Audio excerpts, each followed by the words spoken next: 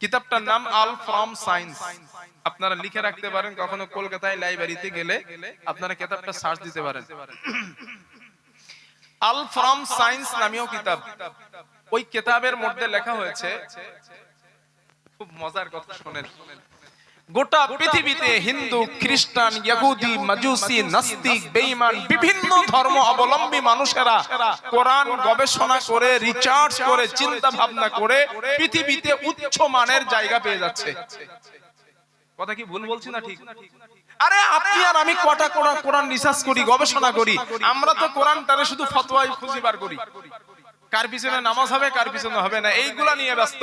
আর বিজ্ঞানরা, মানুষেরা, অন্য ধর্ম অবলম্বী মানুষেরা কোরআন থেকে গবেষণা করে করে উচ্চ মানের বিজ্ঞানে পরিণত হচ্ছে, সায়েন্টিস্ট হচ্ছে, মহাকাশ বিজ্ঞানী হচ্ছে, ভূবিজ্ঞানী হচ্ছে, পৃথিবীতে তার অমর হয়ে আছে। আল্লাহ কি বলছিল? যে তোমরা রিসার্চ করো, গবেষণা করো, সবগুলা এর কোরআনের মধ্যে দিস। বেঈমানরা এইগুলো গবেষণা করে আর আমাদের কোনো খবর নাই। আমার বন্ধুগণ, আমার আলোচনাটা খুব মন দিয়ে শোনেন। আর কখনো আসবো কিনা আল্লাহু আলাম, তবে যেহেতু এসেছি একটু মন দিয়ে শোনেন। আমার বন্ধুগণ, ওই কিতাবের মধ্যে লেখা হয়েছে, আমেরিকার একজন গবেষক, একজন বড় আলিম, বড় মুফতি সাহেব, আমেরিকায় বিজ্ঞানীদের যে গবেষণাগার, ওই গবেষণাগারের মধ্যে তিনি প্রবেশ করলেন। বিভিন্ন বিজ্ঞানীরা সেখানে বসা। মজার ব্যাপার হলো, যেই বিজ্ঞানগুলো তাদের সামনে রাখা একটা করে বই, ওই আলেম সাহেব আশ্চর্য হয়ে গেলেন।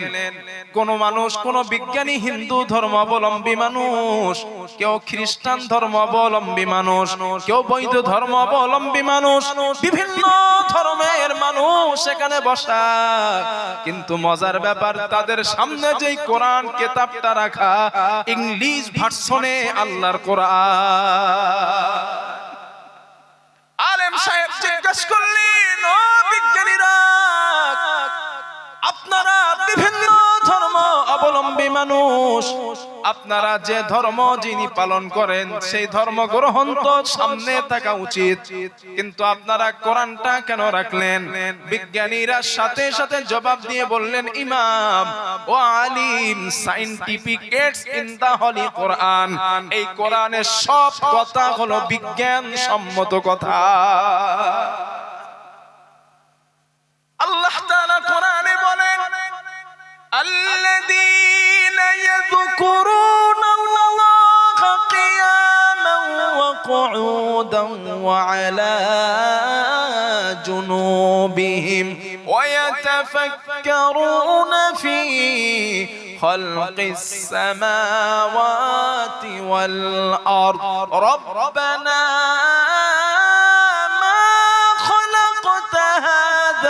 باطلا سبحانك فقنا عذاب النار। জোরে বলেন আল্লাহু আকবার। আল্লাহ তাআলা বলেন, গোলাম আল্লাযীনা যারা ইয়াযকুরুনাল্লাহা কিয়ামা, আল্লাহ বলেন আমার সৃষ্টি নিদর্শনা নিয়ে চিন্তা ভাবনা করে, গবেষণা করে, রিসার্চ করে, দাঁড়ায়া ও কুউদান এবং বসে, ও আলা জুনুবিহিম এবং সর্ব অবস্থাতে তারা আমি আল্লাহকে বলে, রব্বানা মা খালাকতা হাযা বাতিলা সুবহানাক, হে আমাদের রব, আপনি যা বানালেন কোন কিছু নিরর্থক করে বানান নাই। আপনার বানানোর পিছনে সৃষ্টির বিচক্ষণতার দাবি কাজ করেছে। ফাকিনা আযাবান নার, আপনি আমাদের জাহান্নাম থেকে রক্ষা করেন। এর মানে হলো আল্লাহ পাক বোঝানো, আমার বান্দারা আমি যা বানালাম তোমরা এটা নিয়ে গবেষণা করো, কারণ এখান থেকে তোমাদের ডেভেলপ হবার সুযোগ আছে। এই কথাটা মুসলমান মানে নাই, মানছে খ্রিস্টান, ইহুদিরা। গবেষণা করতে বলছে, আল্লাহ নিশ্চিত কোন না কোন ব্যাপার আছে। কয়েকটা এক্সাম্পল নেন। যুবক ভাই, আমার আলোচনাটা আপনারা ভালো করে শুনেন, যারা লেখাপড়া করেন খুব মন দিয়ে শুনেন। কয়েকটা এক্সাম্পল নেন। গবেষণা করলো, রিসার্চ করলো, আজ তারা সফল। কেমন ভাবে সফল? এক্সাম্পল নাম্বার 1, আপনারা ভালোভাবে জানেন যারা আবহাওয়া দপ্তর বিজ্ঞানী যারা, তারা খবরে এসে বলেন আলিপুর যে আমাদের আবহাওয়া বিজ্ঞান দপ্তর আছে, ওখান থেকে খবর দিল সমুদ্রের মধ্যে প্রচন্ড নিম্নচাপ দেখা দিয়েছে, অমুক দিন এত গতিতে ঝড় হতে পারে, বৃষ্টি হতে পারে। এই জায়গাটার নাম কি? এই জায়গাটার নাম দুর্গা মণ্ডপ। দুর্গা মণ্ডপে বৃষ্টি হতে পারে, এই কথা বিজ্ঞানী বলে কিভাবে? চিন্তা করছেন কখনো? আল্লাহ তাআলা বলেন শোনো, এই তথ্য তারা কোথায় পেয়েছে? এই তথ্য তো তাদের জানার কথা ছিল না, তারা কোথায় পেয়েছে? আল্লাহ কোরআনে বলেন আল্লাযী হুয়াল্লাযী জাআলা লাকুমুল, আল্লাহ পাক কোরআনের মধ্যে বলেন আল্লাহুল্লাযী আরসালার রিয়াহা ফাতুসিরু সাহাবা ফাসুকনাহু ইলা বালাদিন মাইয়িতিন فأحيينا به الأرض بعد موتها كذلك নুশুর। জোরে বলেন আল্লাহু আকবার। আল্লাহ তাআলা বলেন বান্দা শোনো, আমি তো তোমার সেই রব, আমি তো সেই আল্লাহ, আমি সমুদ্রের মধ্যে নিম্নচাপ ঘটায় দেই, ওখান থেকে বাষ্প করে আমি বাষ্পটাকে আসমানে ওঠায় নেই। ও বান্দা, ওই বাষ্পটা মেঘমালায় জমা করে নি, এরপরে আমি বাতাসকে হুকুম করি, ও বাতাস মেঘটাকে অমুক জায়গায় টেনে নিয়ে যাও, কলকাতায় নিয়ে যাও, বসিরহাটে নিয়ে যাও, দক্ষিণ উত্তর 24 পরগনায় নিয়ে যাও। আল্লাহ তাআলা বলেন আমি আল্লাহর অর্ডার পাওয়ার পর, আমি আল্লাহর হুকুম পাওয়ার পর বাতাস মেঘটাকে অমুক জায়গায় টেনে নিয়ে যায়। এবার আল্লাহ পাক বলেন আমি অর্ডার করি বাতাস, আমি মেঘকে অর্ডার করি মেঘ তোর ভিতর থেকে বিন্দু বিন্দু পানির ফোঁটা জমিনে বর্ষণ করে দে। আল্লাহ পাক বলেন আমার হুকুম পাওয়ার পর বিন্দু বিন্দু মেঘের মধ্য থেকে বৃষ্টির ফোঁটা নাজিল হয়ে যায়। আপনারা ভালো করে জানেন চৈত্র মাস, বৈশাখ মাসে প্রচন্ড রৌদ্রের কারণে মাটিটা ফেটে চৌচির হয়ে যায়, ঠিক না? মাটিটা মারা যায়। আল্লাহ বলেন গোলাম আমি রব ওই বৃষ্টির পানি দিয়ে মরা জমিনটারে জিন্দা বানায়া দেই, আমি ভিজায়া দিলাম, জীবিত করে দিলাম। ওই জীবিত জমিনের মধ্যে লাউয়ের দানাগুলা তোমরা পুঁতে দিয়েছো, বীজ ধানগুলা ছড়িয়ে দিয়েছো। আল্লাহ বলেন ওইগুলা কাদার নিচেই চলে যায়, চলে যাবার পর আমি যেটা করি আতুম আশাতুম শাজারাতাহা আম নাহনুল মুনশিউন। আল্লাহ পাক বলেন ওই মাটির মধ্য থেকে ডানার মাথাগুলা ফাটায়া দিয়া ওর মাঝখান থেকে তোমাদের জন্য নরম নরম পাতা আমি রব বার করে দিই। এই পুরো প্রক্রিয়ার কথাটার দিকে মন দেন। আল্লাহ বলেন আমি সমুদ্রের মধ্যে নিম্নচাপ ঘটায় দেই।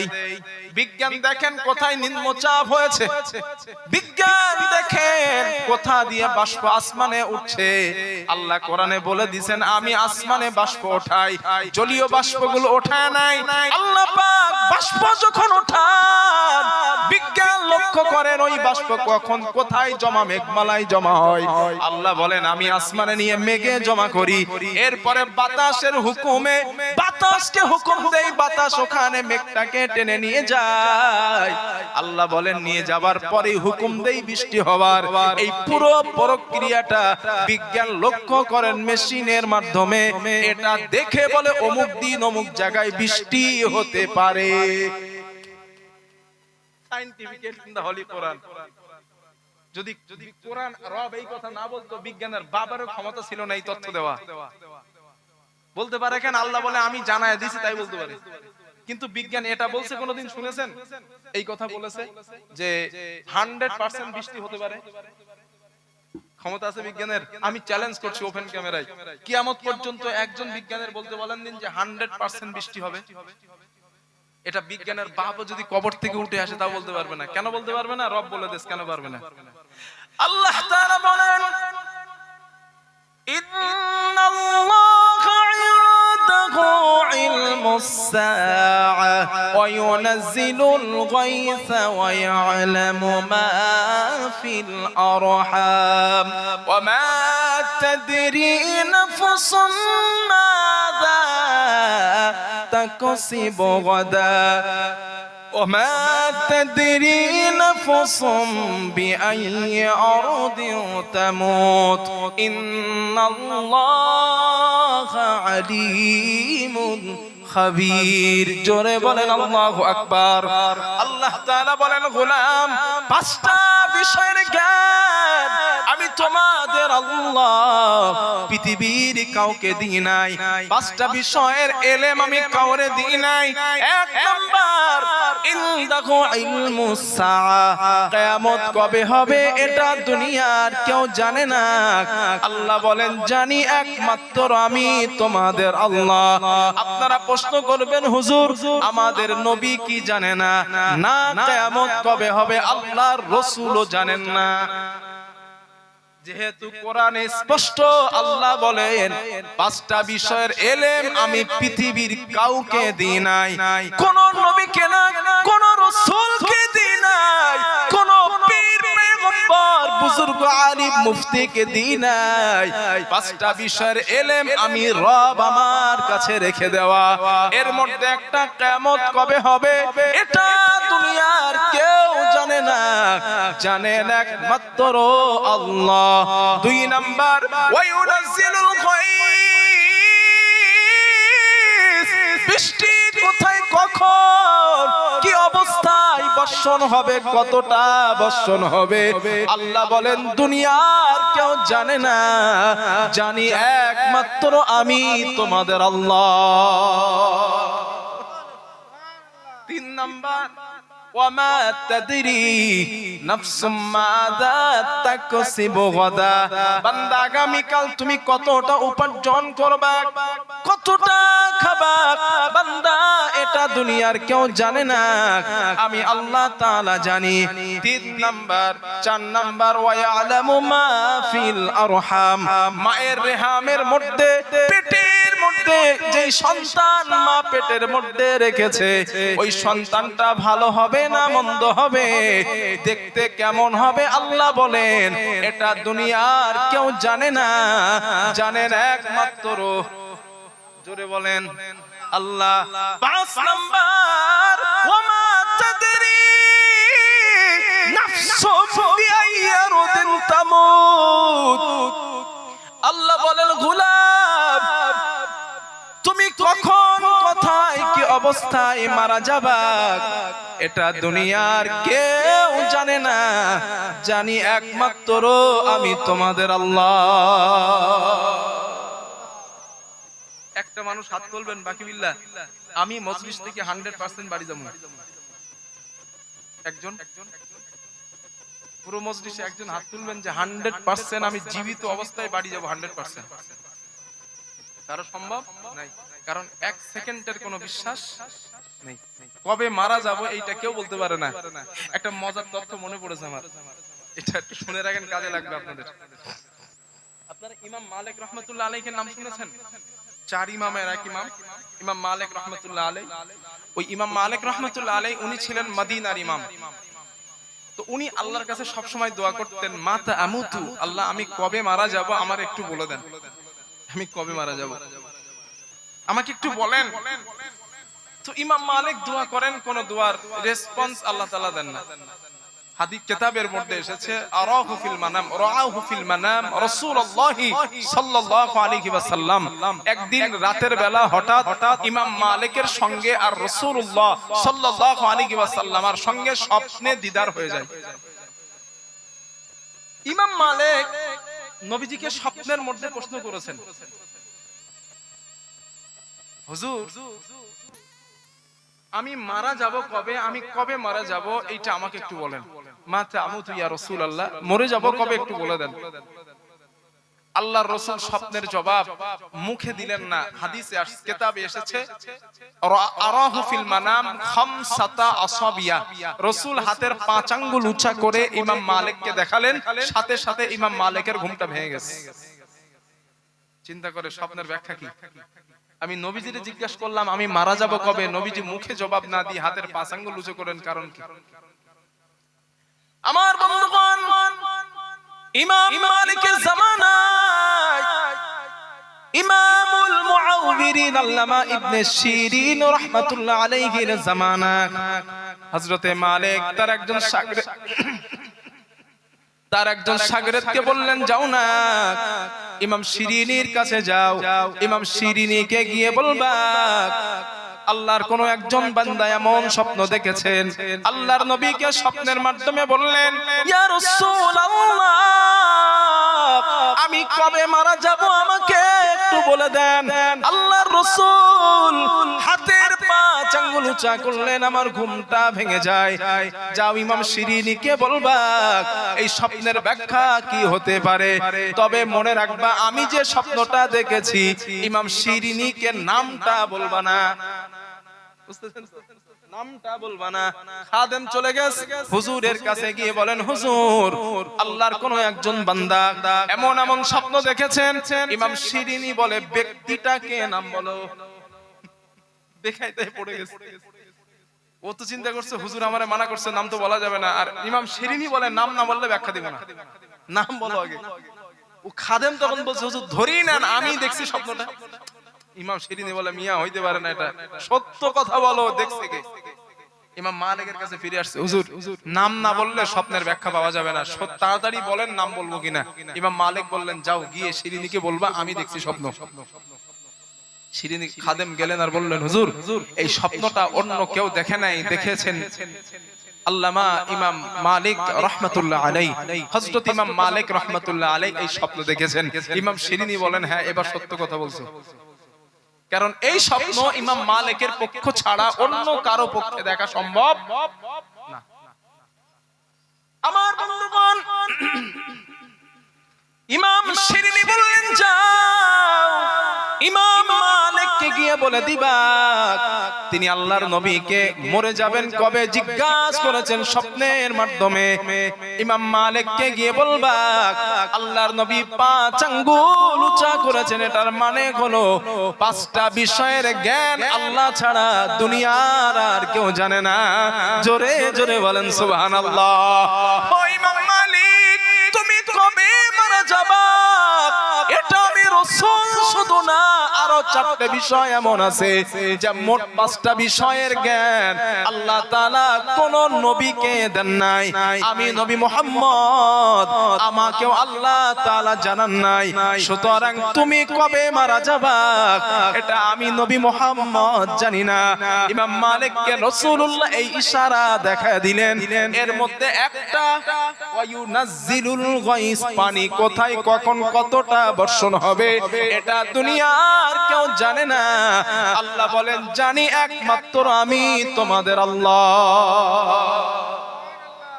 এখন আপনারা আমারে বলেন রাসূলের পক্ষে যদি জানা সম্ভব না হয় বর্তমান যুগের বিজ্ঞানদের পক্ষে জানা কি সম্ভব? জোরে বলেন। কিয়ামত পর্যন্ত বাপ কবর থেকে উঠে এসেও যদি বলে পানি হ্যাঁ এত মিলিমিটার বেগে হতে পারে, এতটা হবে পানি, এই ক্ষমতার বাপ কবর থেকে উঠে আসলেও বলতে পারবে না, কারণ আল্লাহ বলে এই কন্ট্রোলার আমার হাতে। এটা আমি জানাই নাই, যতটুকু জানিয়েছি ততটুকু বলতে পারছো, যতটা জানাই নাই ততটা তোমাদের পক্ষে জানানো সম্ভব না। নাম্বার 2, 1665 খ্রিস্টাব্দে স্যার আইজাক নিউটন, নাম শোনা আছে না? 1665 খ্রিস্টাব্দে স্যার আইজাক নিউটন মধ্যাকর্ষণ শক্তি আবিষ্কার করেছিলেন। এই স্যার আইজাক নিউটনের মধ্যাকর্ষণ শক্তি আবিষ্কারের মূল উৎস হলো কোরআন। আমি বোঝাই দিচ্ছি আয়াত দিয়ে। স্যার আইজাক নিউটন মাত্র 1665 খ্রিস্টাব্দে মধ্যাকর্ষণ শক্তি আবিষ্কার করে পৃথিবীর মানুষের কাছে অমর হয়ে রইলেন। স্যার আইজাক নিউটনের নাম শুনলে মানুষ স্যালুট জানায়। তিনি পৃথিবীর মধ্যে এমন একজন ব্যক্তি ছিলেন যিনি মধ্যকোষণ শক্তি আবিষ্কার করেছিলেন, কিন্তু আল্লাহ তাআলা 1400 বছর আগে এই মধ্যকোষণ শক্তির ইঙ্গিত আল্লাহ কোরআনের মধ্যে দিয়ে দিয়েছেন। আল্লাহ তাআলা বলেন, ইন্নাল্লাহা ইউমসিকুস সামাওয়াতি ওয়াল আরদা আন তাজুলা। আল্লাহ তাআলা বলেন, গোলাম আমি তোমার রব আসমান জমিন নবমণ্ডল ভূমণ্ডল তারকা চন্দ্র সূর্য একটা থেকে আরেকটা যেন ছিটকে জমিনে পড়ে না যায়, আমি রব মধ্যকোষণ শক্তির মাধ্যমে আটকে রেখেছি। কোরআনে তার ইঙ্গিত দেওয়া হয়েছে। একটু পড়েন। নাম্বার 3, আমরা তো প্লেন চাপি আর প্লেনে উঠলে শুধু ক্যামেরা করি, ভিডিও ক্যামেরা। প্লেনে উঠছিলাম, বাড়ি গিয়ে দেখাতে হবে, তাই না? জানা আছে এই প্লেন সর্বপ্রথম আবিষ্কার করছিল কারা? হ্যাঁ, সর্বপ্রথম যারা আবিষ্কার করছিল ফ্লাইট, দুইজন খ্রিস্টান, ইউলবাল রাইট আর অলবাল রাইট, দুই ভাই। এটা অনেক পরের কথা। সর্বপ্রথম দুই ভাই ইউলবাল রাইট আর অলবাল রাইট খ্রিস্টান মায়ের সন্তান, পাহাড়ের মাথায় দাঁড়ানো, হঠাৎ মাথার উপর দিয়ে পাখি যাচ্ছে। হুজুর আপনি এই তথ্য কই পাইছেন? আল ফ্রম সায়েন্স কিতাব থেকে বলছি। দুই ভাই পাহাড়ের মাথায় বসা, হঠাৎ পাখি উড়ে যাচ্ছে। ওরা চিন্তা করে ঘটনা কি, পাখি ডানা মেলে আছে, পড়ে না কেন? ডানা তো চললেই তো পড়বে না, কিন্তু ডানা মেলে আছে, পড়ে না। চিল দেখবেন এইভাবে থাকে কিন্তু পড়ে না, আছে না? দুই ভাই গবেষণা, পাখিরে নিয়ে গবেষণা করছে, পড়ে না কেন। গবেষণা করতে প্লেন আবিষ্কার করলো। ওই প্লেন এখনকার যুগের, বর্তমান যুগের মতো উন্নত মানের না। সেই যুগের প্লেন একটু ওড়ে আবার পড়ে যায়, একটু ওড়ে পড়ে যায়, কিন্তু পাখিকে নিয়ে গবেষণা করে তারা ফ্লাইট আবিষ্কার করলো। আল্লাহ কি বলে এবার দেখেন। মুসলমান তো শুধু সবক নিয়ে ব্যস্ত। আমরা আল্লাহ তাআলা বলেন, আওয়ালাম ইয়ারাউ ইলা তায়রি ফাওকাহুম সাফাতিন ওয়া ইয়াকবিদিন মা ইউমসিকুহুন্না ইল্লার রাহমান ইন্নাহু বিকুল্লি শাইইন বাসীর। জোরে বলেন আল্লাহু আকবার। আল্লাহ তাআলা বলেন, গোলাম তোমাদের কি হয়েছে? তোমরা কেন পাখির দিকে তাকাও না? পাখিকে নিয়ে কেন গবেষণা করো না? পাখিকে নিয়ে চিন্তা কেন করো না? একবার তাকায়া দেখো, পাখিরা শূন্যের মধ্যে ডানা মেলে ওড়ে, নিচেই তারা পড়ে যায় না। আল্লাহ বলছেন গবেষণা করো, নিশ্চিত রবের দেওয়া দিক নির্দেশনা গবেষণার কথা, মানে এখান থেকে মানুষের জন্য কল্যাণ যুক্ত কিছু হবে। তারা গবেষণা করলো, প্লেন আবিষ্কার করলো। মুসলমান তারা চিন্তায় আছে, কোরআন থেকে ফতোয়া বার করায়, কোরআন থেকে মসলা বার করায়। আর বেঈমান খ্রিস্টান ইহুদিরা কোরআন রিসার্চ করে করে আবিষ্কার করতে তারা সক্ষম। সুবহানাল্লাহ। আপনারা জানেন রানী বিলকিসের ঘটনা কোরআনুল কারীমের মধ্যে আল্লাহ তুলে ধরেছেন। সুলাইমান নবীর ঘটনা তুলে ধরেছেন। বোঝার জন্য সংক্ষেপে কথাটা বলি। হযরত সুলাইমান নবী আলাইহিস সালাম, আল্লাহ ওনাকে বিভিন্ন পশুর ভাষা বোঝার তৌফিক দিয়েছিলেন, ঠিক কিনা? আরো জোরে বলেন, কোরআন কেমন কিতাব এটা শুধু আপনাদের আজ বোঝাই। সুলাইমান আলাইহিস সালাম বিভিন্ন প্রাণীর বাদশা ছিলেন। গোটা পৃথিবীর ওয়ার্ল্ডের বাদশা নবী সুলাইমানকে আল্লাহ দান করেছিলেন। ওনার কাছে একটা পাখি থাকতো, হুদহুদ নামীয় পাখি। ওই পাখিটা কোথায় পানি আছে খবরটা তার কাছে থাকতো। সে বুঝতে পারতো অমুক জায়গায় এতটা নিচে পানি পাওয়া যায়। ওই হুদহুদ পাখি একদিন হঠাৎ করে তার জনসভায় নাই। সুলাইমান নবী বললেন, কোথায় হুদহুদ? কেউ বললেন, হুজুর হুদহুদ তো এখানে নাই। সুলাইমান নবী বললেন, হুদহুদ যদি ন্যায্য কারণ বলতে পারে আমি তারে রেহাই করব, না হলে তাকে আমি জবাহ করব। দুইটা অপশন। হঠাৎ হুদহুদ পাখি আসছে, সুলাইমান নবী জিজ্ঞাসা করলেন কেন অ্যাবসেন্ট ছিলে? হুদহুদ পাখি বললেন, হুজুর এমন একটা ঘটনা আপনাকে আমি জানাবো যেটা আপনার এখনো পর্যন্ত অজানা। কথাটা কে বলছে? হুদহুদ পাখি। সুলাইমান নবী বললেন, বলো। বিলকিস রানীর ঘটনাটা হুদহুদ পাখি শোনালেন আর বললেন, হুজুর ও একজন মুক্তি পূজারী, আগুন পূজারী একজন মহিলা, তার নাম হলো বিলকিস। তার কাছে অনেক সেনা সৈন্য আছে, অনেক অস্ত্র শস্ত্র সম্পদের মালিক। সুলাইমান নবী চিঠি লিখলেন, আসার জন্য, তাওহীদ মেনে নেওয়ার জন্য বললেন, যুদ্ধ যদি করতে চাও আমি সুলাইমানও রাজি আছি। বিলকিস রানীর কাছে চিঠিটা যাওয়ার পর রানীর মধ্যে এই চিন্তাধারা এলো, যেই মানুষটা সুলাইমান নবীর নাম লেখার আগে আল্লাহ তাআলার প্রশংসা করলো, তার ক্ষমতা পাওয়ার অনেক উচ্চ মানের, এই ভয় পাওয়ার পর বিলকিস রানী উল্টা চিঠি দিল, আমি আপনার কাছে যেতে রাজি। সুলাইমান নবী দাঁড়ায় গেলেন, রানী বিলকিসের যে সিংহাসন আমার কাছে কে আনবা, এর আসার আগে দ্রুত তো মানতে হবে। একজন জিন দাঁড়ায় যায়, আপনি সিংহাসনে বসা, দাঁড়ানোর আগে আমি সিংহাসন এনে দিব। সুলাইমান নবী বলেন, না, এর থেকে দূরত্ব লাগবে। তাফসীরের কিতাবে লেখা হয়েছে, একজন আলিম বললেন, আপনার চোখের পলক পাওয়ার আগে, পড়ার আগে আমি বিলকিস রানীর সিংহাসনকে হাজির করব।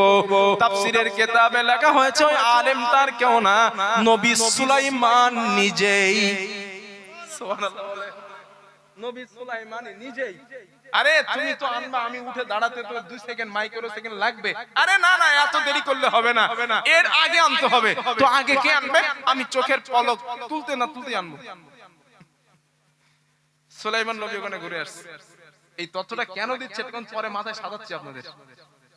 সিংহাসন আসছে, পাশে আরেকটা সিংহাসন, তবে সুলাইমান নবী একটুখানি উল্টো পাল্টা করে দেয়। ধরেন এই বোতাম আছে, বোতামটা তুলে দিস, এইখানে সাদা রং আছে, একটু লাল করে দিস, দেখি চিনতে পারে কিনা রানী বিলকিস। আসছে সামনে পরীক্ষা, ট্যালেন্টেড মহিলা কেমন বোঝার জন্য কাঁচ গ্লাস তৈরি করলেন, মনে হবে পানি। এসে কাপড় তুলতে যাবে, পানি মনে করছে, কাপড় তুলতে যাবে, সুলাইমান, আরে মিয়া তোলা লাগবে না, আরে এটা কাঁচ, এটা পানি না। সুবহানাল্লাহ বলতে মন চায় না? নবী সুলাইমান তখন কিচ্ছু ছিল না, গ্লাস বানিয়ে ফেললেন, কাঁচ বানিয়ে ফেললেন, এত উন্নত মানের জিনিস তৈরি করে ফেললেন। রানী বিলকিস সুলাইমান নবী জিজ্ঞেস করছে, আচ্ছা এই সিংহাসনটা কি চিনতে পারছেন? বিলকিস উত্তর দিচ্ছে, চেনা চেনা লাগে, মনে হয় যেন আমারই। কি বলছে? মনে হয় যেন আমারই। এটা কেন বলছে? কারণ কিছু কিছু পরিবর্তন। সুলাইমান নবী এটাই বোঝাতে চাই, তুমি যে পাওয়ার ওয়ালা, তোমার থেকে অনেক অনেক অনেক কোটি পাওয়ার রব আমারে দিয়েছেন, তোমার আসার আগে আমি তোমার সিংহাসন হাজির করছি, এটা বোঝাতে চেয়েছেন।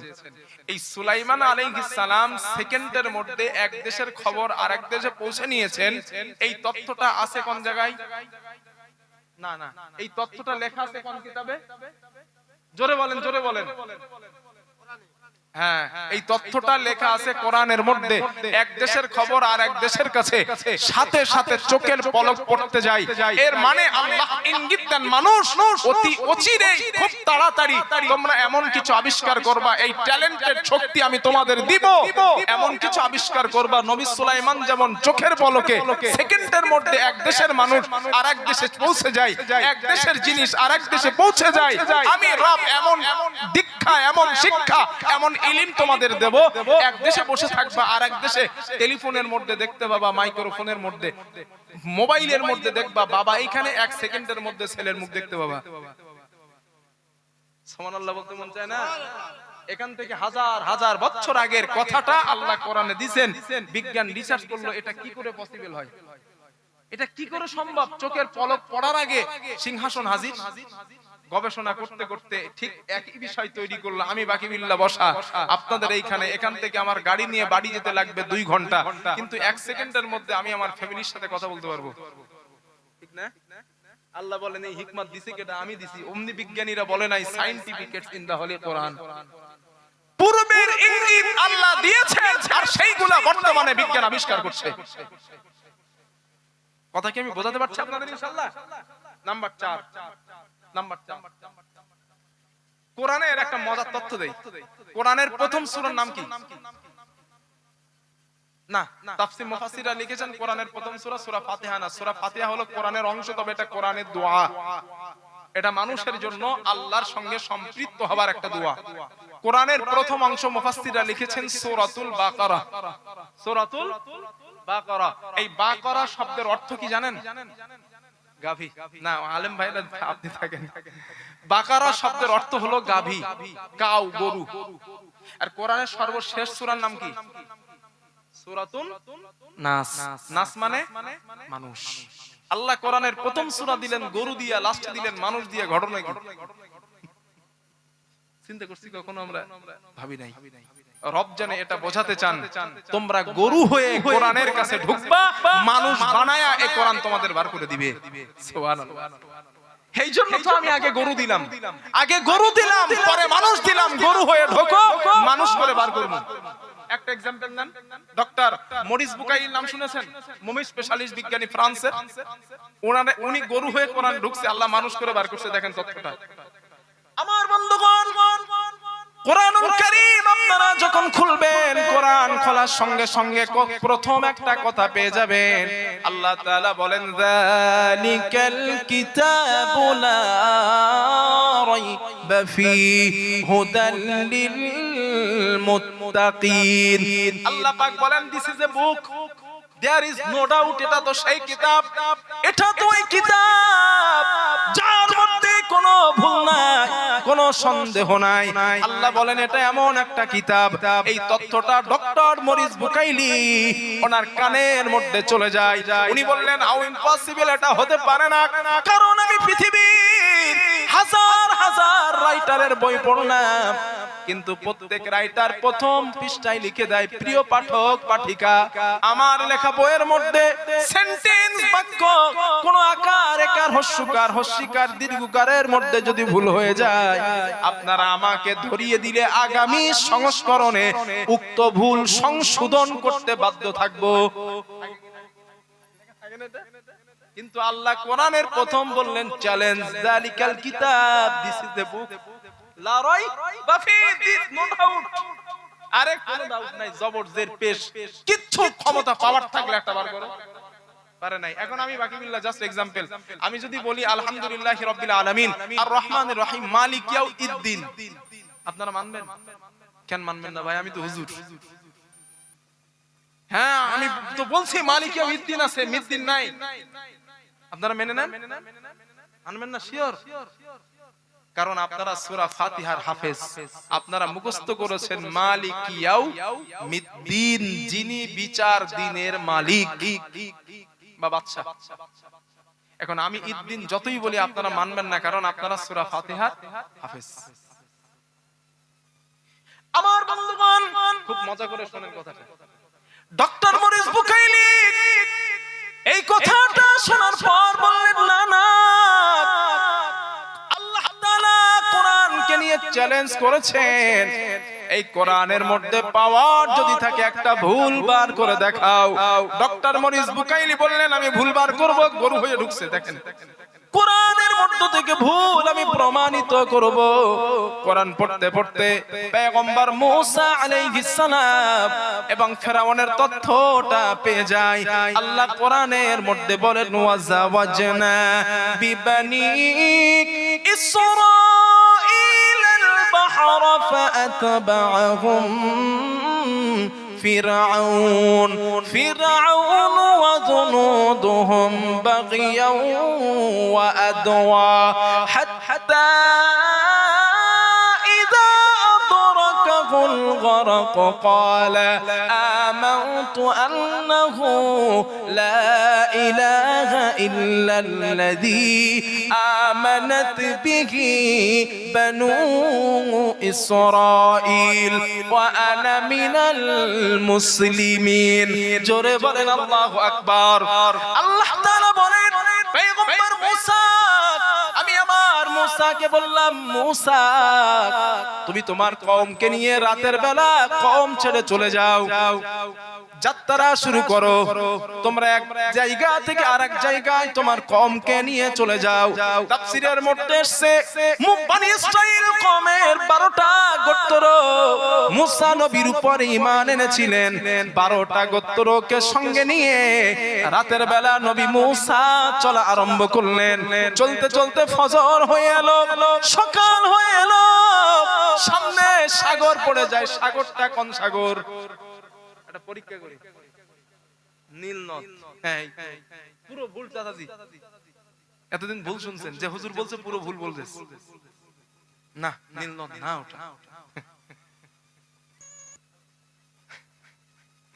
কোরআনে শব্দ এসেছে বাহরুন। আল্লাহ ঘটনা বলতে গিয়ে বাহরুন ব্যবহার করেছে। বাহরুন শব্দটা আরবিতে সিজনুর শব্দের উৎপত্তি, যার অর্থ দেয় সমুদ্র বা সাগর। নীল নদ এমন ছোট হাপু, যারা ভালো জানে পার হতে পারবে, তো যেটা পার হওয়া যায় ওটারে সাগর বলে। জি জি জি, ওটারে সাগর বলে না। সাগর যেহেতু আল্লাহ কোরআনে সাগর বলছেন, বাহরুন বলেছেন, বাহরুন মানে দরিয়া, সমুদ্র। তাফসীরে লেখা হয়েছে ওটা লোহিত সাগর। লোহিত সাগর, এই দিক থেকে ওই দিক দেখা যায় না, এত চওড়া, এটা সাগর।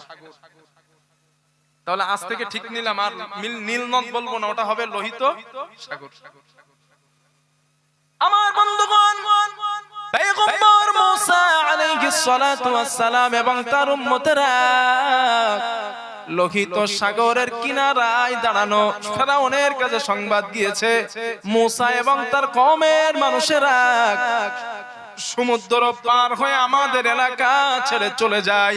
ফেরাউন বলল, খুজু, ওদেরকে ধরো, পাকড়াও করো।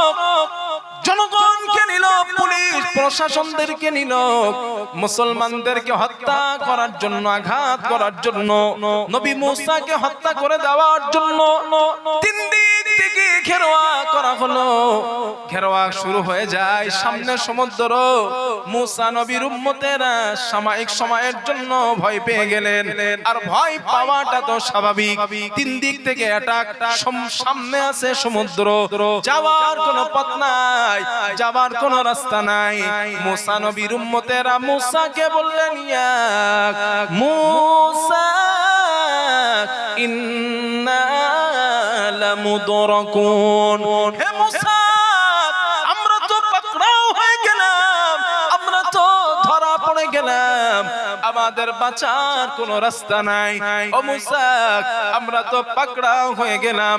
নবীদের ঈমান কারে বলে দেখেন, 3 দিক থেকে শত্রু আঘাত করবে, হত্যা করবে, সামনে যাবার কোনো রাস্তা নাই। এমন প্রেক্ষাপটে নবী মুসা বলে উঠলেন, কাল্লা, কখনো নয়, রব্বি সায়াহদিন, অবশ্যই অবশ্যই আমার আল্লাহ আমাদের রাস্তা বার করে দিবে। কি ঈমান, কি ভরসা আল্লাহর উপরে। শত্রু আঘাত করবে, এসে গেছে, তখনও বলছেন কাল্লা, লামে তাকিদ, কখনো নয়, কখনো নয়, রব্বি সায়াহদিন, যেই রবের উপর ঈমান এনেছি ওই রব অবশ্যই আমাদের বার হওয়ার রাস্তা বার করবেন। এর নাম ঈমান। আমার বন্ধুগণ, তাফসীরের মধ্যে পাওয়া যায়, কোরআনের মধ্যে আল্লাহ তাআলা বলেন, আমি মুসাকে অর্ডার করলাম, মুসা তোমার হাতের লাঠিটা দরিয়ার উপরে আঘাত করো, সাগরের মধ্যে আঘাত করো। মুসা নবী আঘাত করলেন, আঘাত করার সঙ্গে সঙ্গে আল্লাহ তাফসীরের মধ্যে এসেছে, আল্লাহ তাআলা 12টা গোত্রের জন্য 12টা রাস্তা আল্লাহ বানিয়ে দিয়েছিলেন। আল্লাহ বলেন, মুসা পার হও, দেরি করো না, পার হয়ে যাও। সঙ্গীরা যা ছিল পার হয়ে গেল, বাঁচার রাস্তা আল্লাহ বার করে দিলেন। ফেরাউন আসছে, লোক লস্কর নিয়ে আসছে, বাঁচার কোনো, তাদেরকে আঘাত করবে, ধরবে। ফেরাউন সমুদ্রের পাশে এসে দেখে বিরাট 12টা রাস্তা। চিন্তা করে, মনে করে বাপ বানাইছে।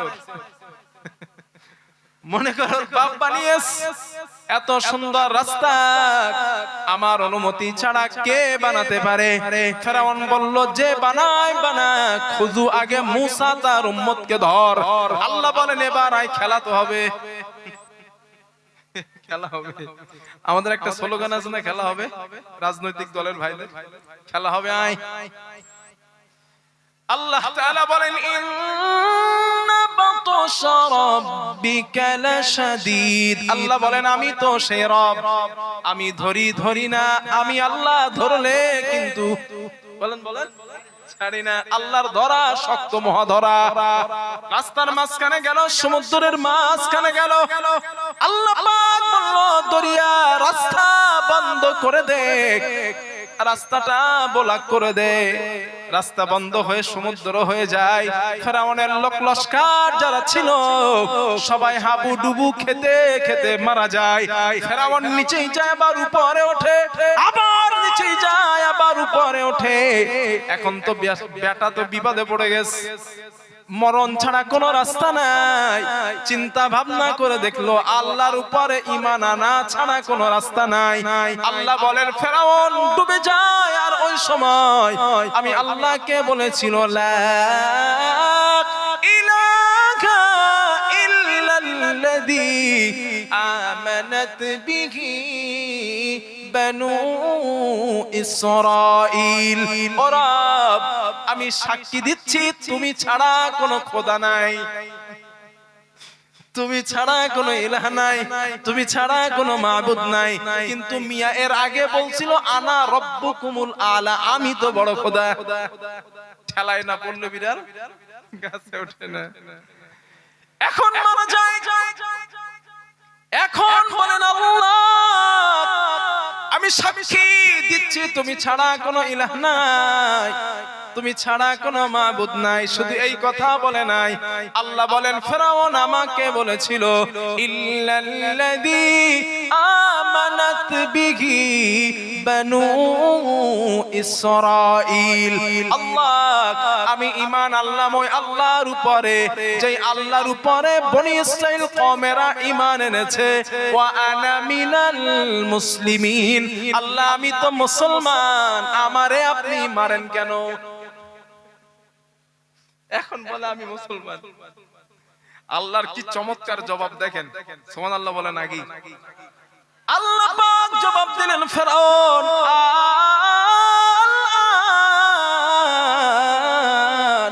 وقد عصيت قبل وكنت من المفسدين। হে ফেরাউন, এখনই না ঈমান আনার সময় হইছে তোর, এখন সময় হলো। আর তুই দাবি করিস তুই ইমানদার, তুই শান্তিকামী। আল্লাহ বলে, না না না, তুই ইমানদার না, মুফসিদিন, তুই হলি একটা জঙ্গি সন্ত্রাস।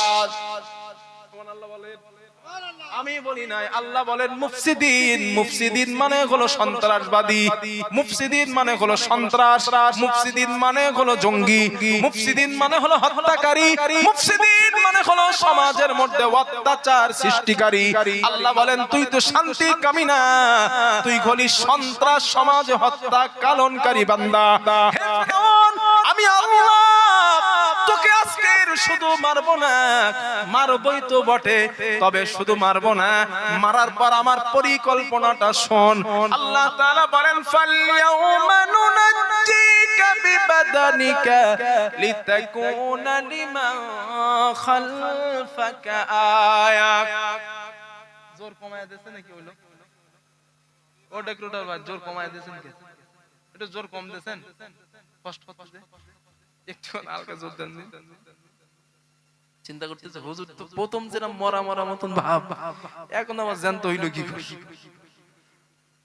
না অসুবিধা নাই, এর থেকে আর কিছু হবে না ভাই, একটু দেন। হ্যাঁ আমার বন্ধুগণ, আল্লাহ পাক বলেন, আল্লাহ তাআলা বলেন, فَالْيَوْمَ نُنَجِّيكَ بِبَدَنِكَ لِتَكُونَ لِمَنْ خَلْفَكَ آيَةً।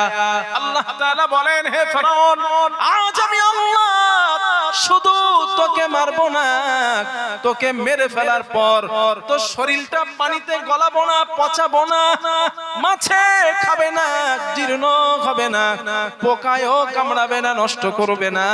আমি আল্লাহ তোর শরীরটারে হেফাজত করব। কেন হেফাজত করব জানো?